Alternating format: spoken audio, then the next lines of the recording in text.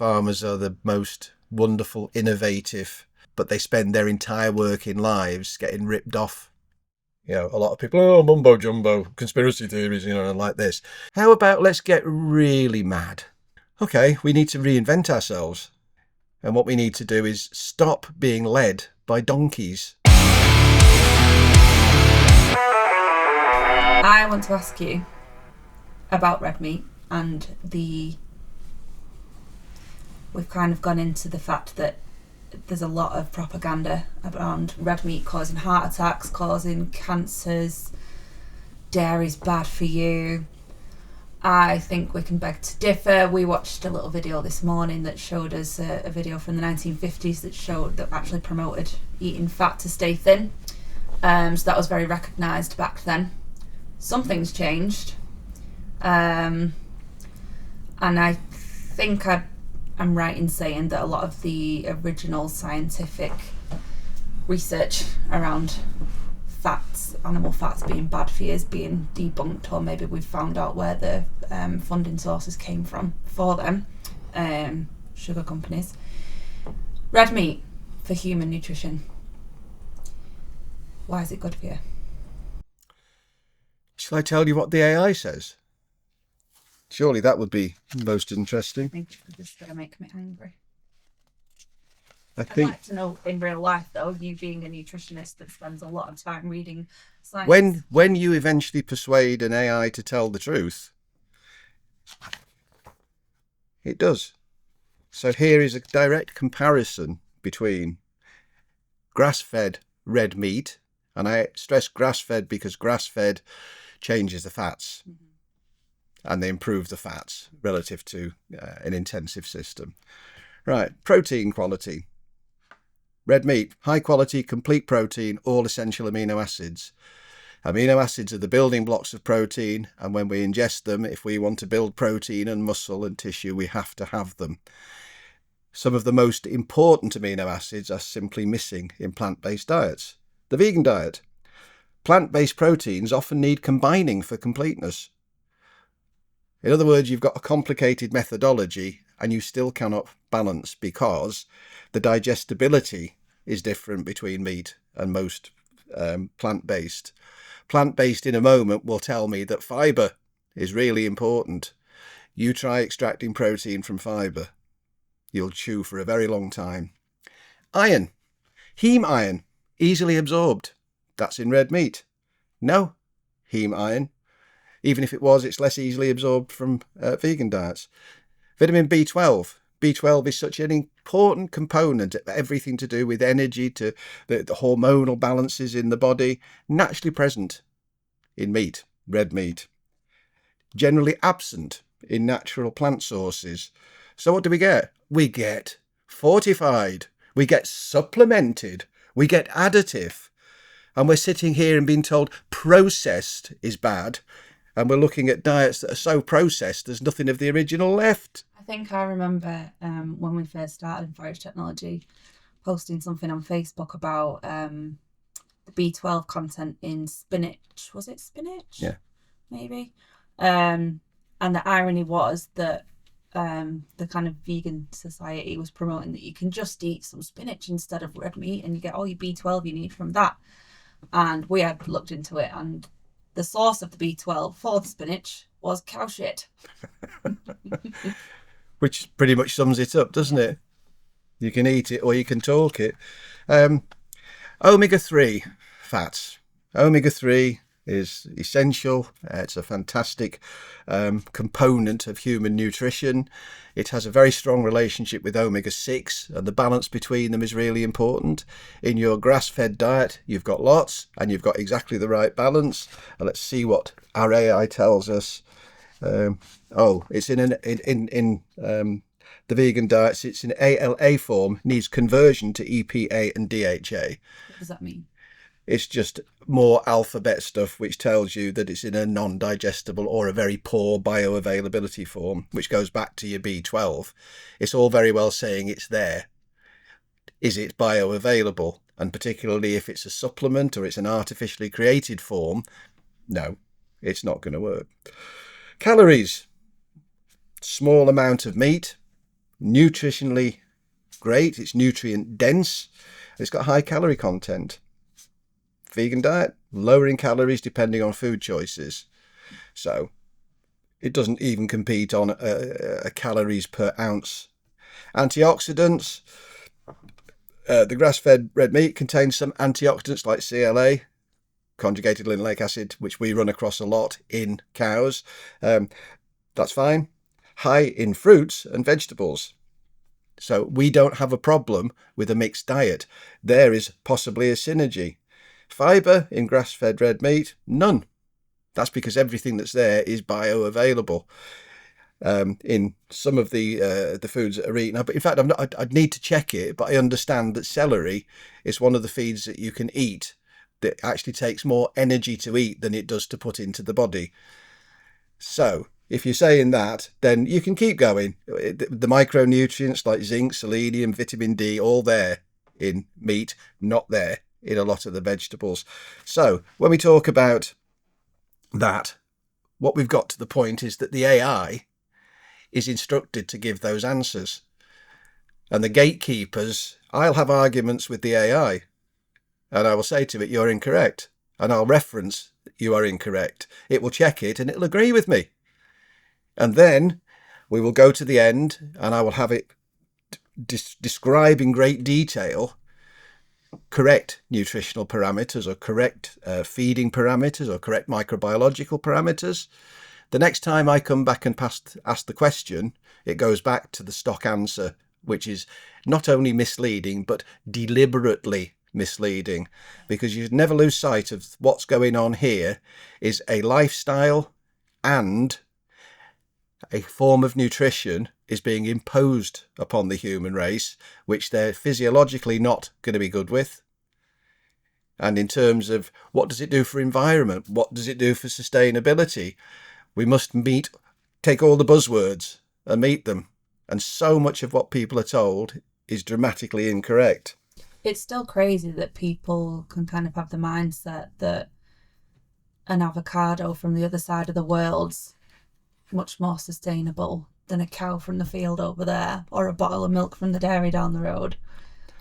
And it's so much more nutrient dense. When we looked back at like the ration cards from World War II, what was all on the ration cards? It was butter, milk, meat. That's literally what kept people alive because it's nutrient dense food that people can survive from. Imagine giving them a load of, I don't know, maggot burgers to live off. I don't think we would have survived quite as long living off crap like that. For our farmers, net zero, wake up. The zero is you. You're about to be culled. And it's time for us to start thinking seriously. Maggot burgers. Let's just back up a bit. It's fake meat. It's laboratory meat. It's an energy-intensive method in which basically muscle cells are extracted from animals. They're grown in vats on soups of nutrient. That nutrient can even be derived in some cases from bovine fetal cells. Notice bovine. Cows are making a strong appearance in fake meat. So what actually happens in the process?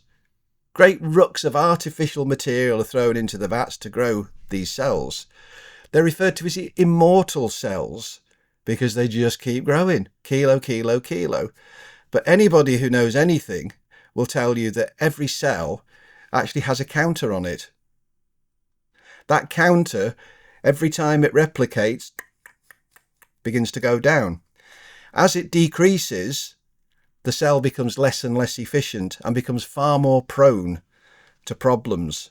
Problems in genetic mutations, problems in developing the ability to be a cancerous cell. All these things occur. In nature, what happens with an immortal cell that keeps growing and growing and growing? You might as well have said tumour burger, because that's what we're going to be asking people to eat. So, okay, we're going to throw our hands up in outrage. This is rubbish. In fact, if I ask my AI friend, it'll tell me that there's only a small risk. Oh, hang on a second. Let's rephrase that. There's a risk. You will only quantify it after 10 years of feeding people horrible plastic gunk that's described as meat. It's not meat. It's not even healthy meat. And if you imagine a situation, you've got a massive facility growing this stuff, and somebody's going to tell you there's no chance of a virus getting into the meat or a bacterial contamination. And you think, of course there is. There has to be.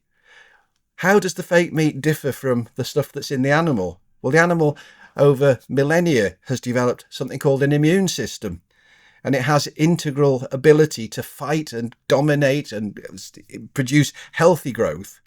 What we're doing is producing an extremely inefficient and unhealthy way of growing the same thing, rather than having a good, happy animal with a decent life, living on decent grass and being treated properly and equitably. Nature had that as the solution to human food, and us changing it is rubbish. And if you really want to get excited, start thinking about insect protein. And if you think about insect protein, oh yeah, we can take mealworms and we can grind them down and we can make this with them. We can take cockroaches and ooh, yippee, cockroach spaghetti. It's like, no, the same thing. There is no evidence. There's no trial data. There's nothing that says a human diet predicated on those kind of sources is going to be good. A lot of insect is chitting. We can't digest it. All right, well, we'll extract that then. Oh, hello, here we are processing insect food now. So let's have processed food from terrible sources rather than the ones that actually work. Then you might say, well, it's our choice. Not anymore, it isn't. If you're a British farmer, just lift your head. Look at the Dutch. What's happening to the Dutch? Half of them have been told they're going out. And they're going out because the government is buying them out. And the government is buying them out because the EU has told them they've got to go. Which farmers? Livestock farmers. Livestock farmers are going to be treated to just two options. You can go out and we'll buy your farm, or this is the good one, you can go out and we'll buy your business. And if we buy your business, we'll let you keep farming. But now, like here, you'll probably be farming pretty ploughs and plastic bags of dog shit. It's like, what do you want to do? You want to be a livestock farmer? You've got somebody working very hard to prevent you. A lot of what I say is probably contentious, but just take a look. City 40. What's City 40? Never heard of it. Go look it up. And you'll find London, Manchester and 100 or so cities around the world are signed up to it. What's the stated objective? The stated objective is to reduce meat and dairy consumption by 75%. How is that going to be achieved?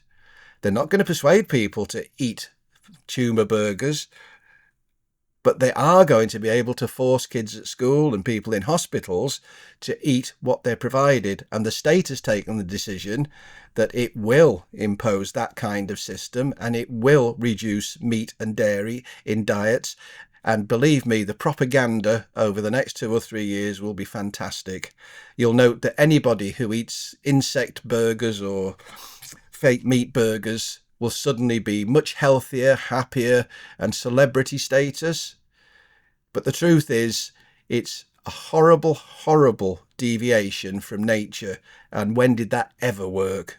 Just to come away from AI and stuff as well, like I say, the thing that really interests me from a person that eats food perspective is the tackling the concept that meat is bad for you and that dairy is bad for you.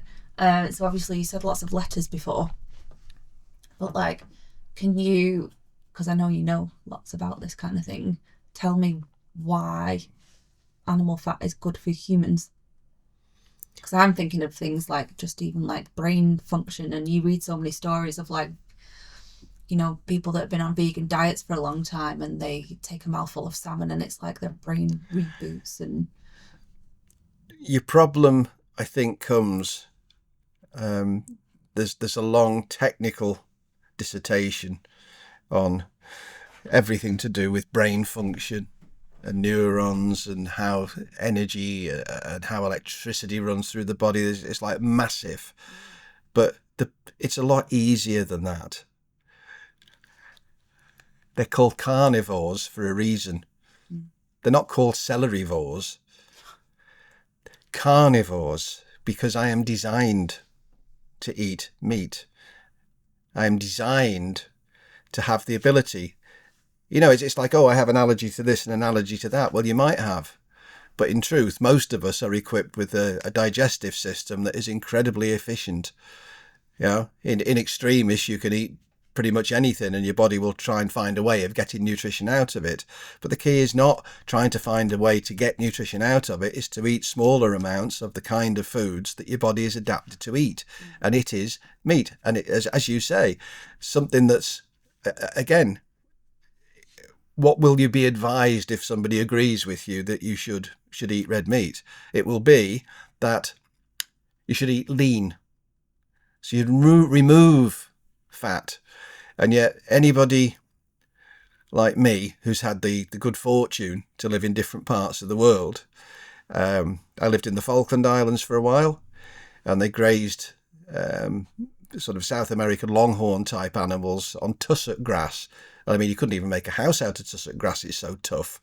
So they were slow growing, but when they grew, what they came with was the most wonderful fat marbled meat. And you know what?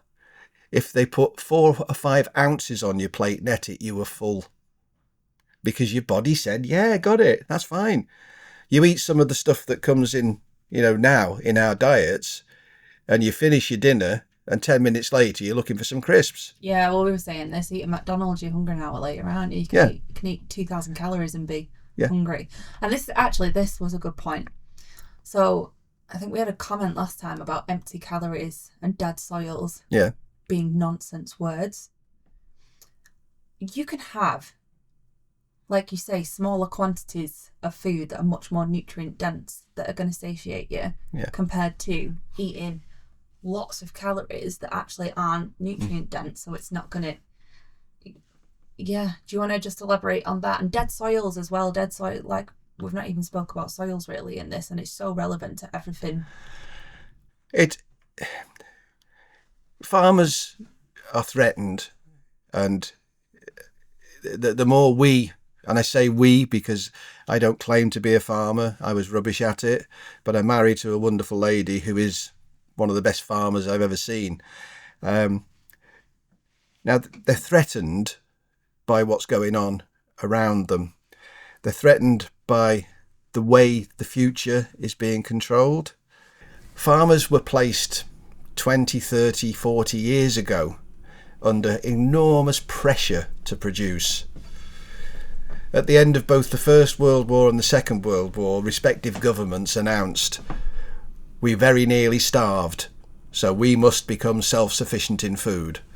So they encouraged farmers to grow food, and that food was what you'd expect. It's livestock farming and it's arable farming. It's like 2 wings of a bird. You know, if you go with one, maybe you need to rebalance with the other. However, what you end up with is the pressure on the farmer comes from the way society's evolved. We now have the supermarket, and we have maybe 3 or 4 supermarkets that on the surface compete with each other. But what they do quite often is they have the majority of the purchasing power. They use that purchasing power to force down the prices that the farmer can get. I mean, think about it. The farmer, right, I'm going to sell my potatoes. The supermarket tells him how much he's going to sell them for. What other industry could ever the buyer dictate? Exactly. And milk, you know, farmers that I've had the pleasure of dealing with, there's been times they're literally struggling to put food on the table because they're being so underpaid. Recent publication from Kingsay, apparently they're all about to start losing money again. They've had a couple of decent payouts, but now we're heading up to serious crunch time. So the society we live in has handed the power to determine the price, not the value of what farmers get. And until farmers get the value of what they produce, they haven't got a chance. And I'll tell you what, nobody's going to give it to them. The alphabet agencies are useless. You know, they will make we have called for talks. Yeah, you can call as much as you like. Nobody's listening. Farmers, you need to be loud. and you need to be clear that what you can do is achieve net zero without the help or the force of the politicians and the industry that live off your backs. How? Okay, we need to reinvent ourselves. And what we need to do is stop being led by donkeys. I forget whether it was Adolf Hitler or Napoleon, one of those mad dictators, described the British as lions led by donkeys. And it was apt when it was said, and it's apt now. We have idiots in charge. I could spend probably hours and hours describing the stupidity of, let's just say, agroforestry. Farmers, you are being told, whether it's SFI or whether it's any other thing, agroforestry, let's turn all your hectares over to growing trees. Okay, 30 years we're going to grow trees. 35 years possibly. First 3 to 5 years, that's no carbon into the ground or tiny amounts. As the tree grows, after 10, 15, 20 years, it is pumping, 10 tons of CO2 per hectare into the ground. Sounds good, doesn't it? But then it slows down. When it's matured, it slows down. So over the 35 years, it might put 200 tons of CO2 into the ground. Hey, carbon sequestration! Yippee! What they don't tell you is 40 to 50% of that agroforestry is then chopped down and turned into wood pellets. That's a highly energy intensive process. It then goes to biofuel, and the biofuel goes to plants generating electricity who pump that CO2 back into the air. Does that make sense? Probably not. How do we do it? Let's take, for example, hemp. Hemp can sequester up to 15 tons of CO2 per hectare per year, and it can do it every year. Hemp, for example, new government. We're going to build 1.5 million houses. No, you won't, but 1.5 million houses is a target. What are you using for insulation in those houses? Do you understand that if our farmers were legally assisted or helped to grow hemp, it's the finest insulation material on the planet. Hempcrete can be used to build them. There are so many offshoots on hemp, but if you're a farmer, if we were using whichever carbon exchange you like and hemp was valued correctly in terms of its comparison to forestry, then you'd probably be on 50 to 80 quid a tonne that you sequestered into the ground. You could literally farm hemp, grow it and knock it over every year as green manure. And you're still making more money than you would on an SFI. Speaking of which, SFI, oh great, what's the government assigned to helping agriculture over this really bad period? 2.4 billion per year. Sounds great, doesn't it? Foreign aid, 13 billion a year. What's the foreign aid going to? Predominantly climate. Does it make any sense? Of course not. How about let's get really mad? Let's get to thinking about government. Agencies. The alphabet agencies, I'll call them. Doesn't matter which one you pull up. If they've got an alphabet name, they're rubbish. So, depending on which bit you read, the government is intent on bringing 300,000 or 700,000 hectares of land into what they call natural wetland, natural wetland. Where is that coming from? Let's see. It's not coming from suburban or urban. It's not coming from forested. I know. Let's see if it's maybe coming from grazing land, grassland. Right, well, now we begin to see how, unlike the Dutch farmers, we're not getting bought out, we're getting economically crushed out. So that being the case, let's make the case for it, shall we? 300,000 hectares of land converted to wetland. It will produce something like a tonne, up to a tonne. Caveat, you need aquatic grazers to reach that, but that's what it's there for. So 300,000 hectares is going to produce You'll love this.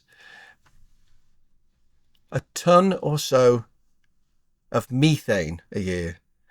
Methane has 28 times the damaging capacity of CO2. That exceeds what cows produce by a significant factor, to the extent that if you take 300,000 hectares of cows out, you'll increase our carbon footprint. You'll not only double it, you'll treble it. So in what universe does that make any sense whatsoever?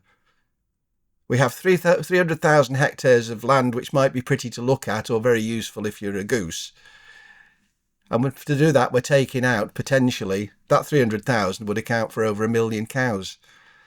So we're going to kill the dairy herd and replace it with something that's more environmentally damaged, ecologically unsound, and quite literally madness.